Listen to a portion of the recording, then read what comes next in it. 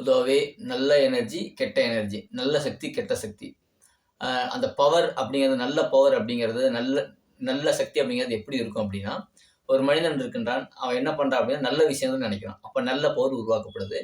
இதே அந்த மனிதன் என்ன பண்றான், தீய செயல்கள், தீய குணங்கள் கொள்றான். அப்பன்னா கெட்ட செயல் உருவாக்கப்படுது.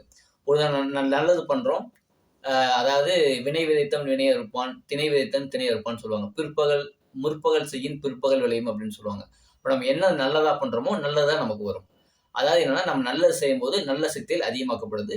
கெட்டதுகள் செய்யும்போது கெட்ட சக்திகள் அதிகமாக்கப்படுது. இப்போ இதோட பிரதிபலிப்பு என்ன ஆகும்னா, ஒரு மனிதனுக்கு நல்ல சக்தி உருவாக்கப்படுது அப்படின்னா, மனம் நல்லா இருக்கும். அந்த மனம் வந்து நல்ல விஷயங்களை மட்டும் தான் ஏற்றுக்கொள்ளும். அதேபோல ஒரு மனிதனுக்கு வந்துட்டு கெட்ட சக்திகள் உருவாக்கப்படுது அப்படின்னா, அது மனச பாதிக்கும். இப்போ மனச பாதிக்குது அப்படின்னா, மனச ஆரோக்கியப்படுத்துது அப்படின்னா என்னன்னா, அந்த மனம் அப்படிங்கிறது உயிர். அந்த உயிரோட்டம் நடைபெற்றுட்டே இருக்கும் மனதுல வச்சுக்கங்களேன். அந்த உயிரோட்டம் என்னன்னா ஓடிட்டே இருக்கும். எப்ப நல்ல விஷயங்கள் வருதோ அந்த ஓட்டம் நல்லா இருக்கும். எப்ப அந்த எண்ணங்கள்ல வந்துட்டு நல்ல தடைகள் வருதோ, கெட்டது வருதோ என்னன்னா அந்த உயிரோட்டம் தடைபடும்.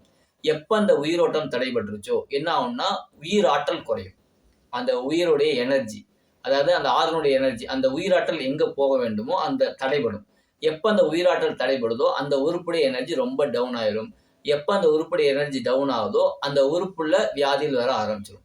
இப்ப இருந்து என்ன தெரியுது அப்படின்னா, நம்ம நல்ல விஷயங்களை ஏத்துக்கிட்டோம் அப்படின்னா வாழ்க்கை நல்லா இருக்கும். கெட்ட சக்திகள் எடுத்துட்டோம்னு சொன்னா வாழ்க்கை வந்துட்டு சிறப்பான முறையில் இருக்காது. ஒரு மனிதன் நோய்வாய்ப்பட்டிருக்காருன்னு சொன்னா கண்டிப்பா எனக்கு நல்லா ஆகும் அப்படிங்கிற அந்த செய்தியை ஏத்துக்கிட்டாரு அப்படின்னா கண்டிப்பா அவரோட வாழ்க்கை வந்துட்டு சிறப்பாக அமையும்.